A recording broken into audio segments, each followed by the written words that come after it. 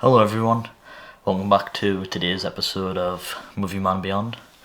Today, what we're going to be looking at, we're going to be looking at this Friday the 13th box set from Shout Factory. So, let's do it, man.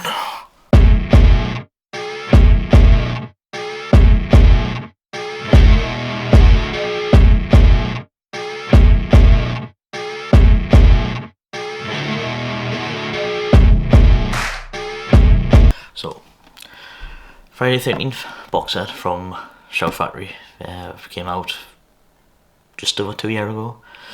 When I first seen it online on Facebook on the page, I knew I had to have it. First off, I'll give you a quick view. There's the, well, would you say the back or front? There's the side. And there is the other side. And this is the spines of all Blu-rays. Now, I did have the steel tin a couple of years ago, but I much preferred this individual cases, each with their own box art.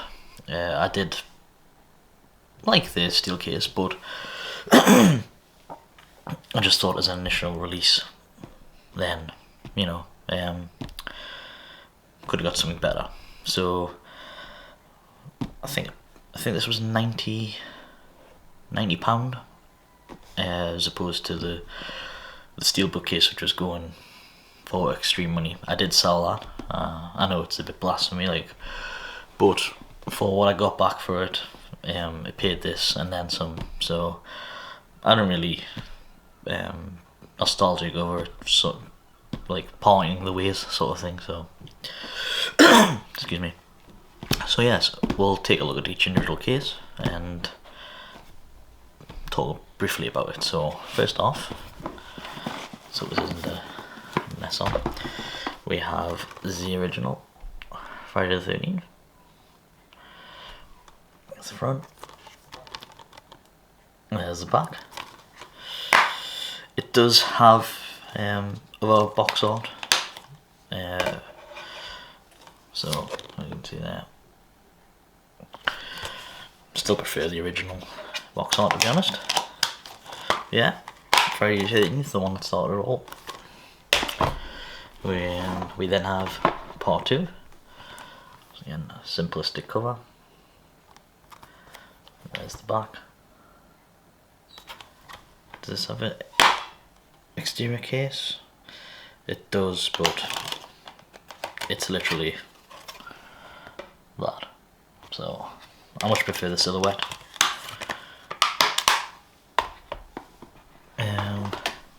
We then have part 3, which is the iconic moment that Jason gets his hockey mask.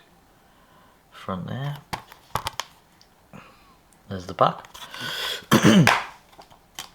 As for ulterior artwork, it's a bit, I'm not really a fan of that artwork, if you can see it. Yeah, much prefer that artwork. I do think I went through them all and chosen my preferred artwork, so it's part 3. Part 4, which is a favourite amongst the fans. Corey Feldman is in this one.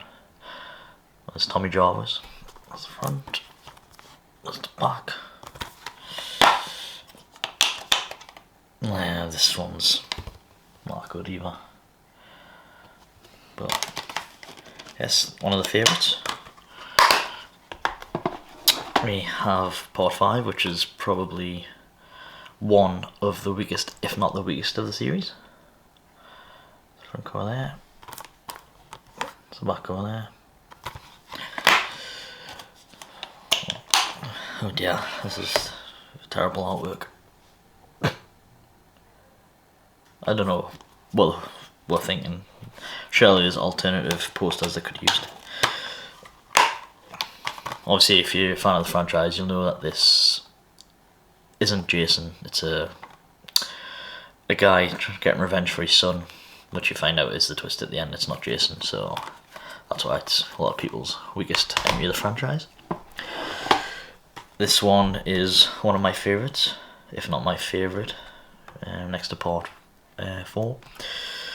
Jason Lives, Friday the 13th, part 6.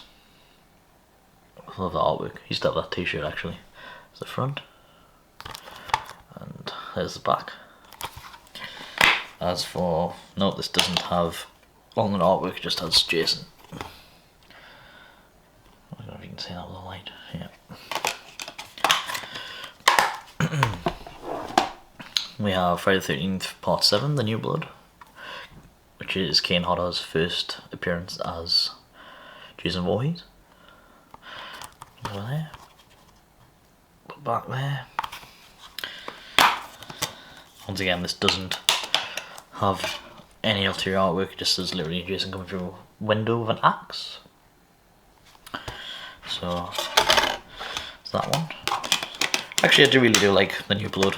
I know it's a bit even more far-fetched with zombie Jason and the telekinetic powers and stuff of the lead protagonist, but it's enjoyable, especially when Jason's mask splits and it's like so, okay. Friday the 13th, part 8, Jason Takes Manhattan. There. There's the back. Ulterior artwork. No, it just has Jason in front of the hockey mask in Times Square. This one's enjoyable. You know, I think this is when they start to get more and more outlandish, and they were starting to struggle with what could they do with Jason, to the point where they thought, well, they'll have to kill him, really. So this isn't part 9 anymore. Well, it is part 9, but it doesn't have an title. It's Jason Goes to Hell, the final Friday. There's the back there, which is bloated Jason. Pardon me. This does have 2 versions. It has a theatrical and the unrated version. So it does have Jason Goes to Hell and He's Not Coming Back, which is the difference as opposed to the final Friday. But I don't know, I liked where they were sort of going with this, where Jason was taking over other people's bodies and stuff like that. I remember as a kid the scene where the doctor eats the heart when it's pumping. I used to be sickened by that as a kid, but that's when you're a kid. And this is another ridiculous take on the franchise. Jason X, or Jason 10, front cover there, back cover there.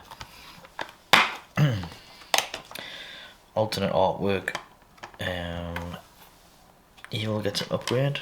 It's just different on the back as opposed to the back cover on the other one.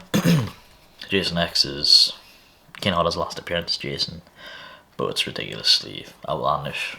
It starts off okay, but then becomes like some sort of cyborg, which is ridiculous. And then they end up crashing in Crystal Lake, which is another ridiculous thing. Next up, Freddy vs. Jason. The front there, the back there. It does have alternate artwork, but it's okay. I think they went overboard with Freddy's comedy. Had so much potential, but they made Jason just like a big idiot. Don't know why it wasn't Kane Hodder. I know they wanted this, you know, Robert Englund here, height wise, and Jason like 7 foot. And then we do have the actually pretty decent remake of probably 1, 2, and 3, Friday the 13th, which came out in 2009. There's the front there. There's the back. It does have alternate artwork, which is the mask. I did actually really enjoy this when I seen it at the cinema. I think the opening is really impressive. I remember watching it thinking 15 minutes in he's killed everyone, and then the film starts. That was pretty cool. It's just a shame with all the legal embargo that's going on now with who owns the franchise rights and stuff, that it's probably still 1 year before we see another Jason movie. So yeah. This also comes with a bonus DVD, I think. Is that a bonus DVD? No, 2 Blu-rays. So yes, a new interview and a new location. I'm assuming all this other stuff is off the previous Blu-ray release. And it's just... So yeah, that is that. Also, as a nice companion piece, is the Crystal Lake Memories, which doesn't come with this. This is entirely separate. We actually just got this in the UK, released by 101 Films. It's 2 discs, no inside artwork, but it's nearly 6 hours long for the complete history of Friday the 13th, which is really informative if you're into horror movies or filmmaking and you're just starting out. It's really good. It's also a nice companion piece with Never Sleep Again, the Elm Street Legacy, which is a nice companion piece with the Nightmare on Elm Street collection. But Halloween is still missing one. They don't have their own, which is a bit of a shame, but you know. Also, this comes with a Shout Factory release, a nice little colour booklet, which so goes through the movies and talks about each one, sort of thing, interviews. Now, I wouldn't mind a Shout Factory release of Nightmare on Elm Street. I know I've got the media books, but something like this, you know, I'd pay money for it. But yeah, so hope you liked it. You know, it's just to show you a bit more of the collection, especially like what I would consider the crowning jewels of the collection. So next one I'll take a look at Halloween and show you that from Shout Factory. But yeah, thanks for watching, and I'll see you on the next one. Be cool. Bye.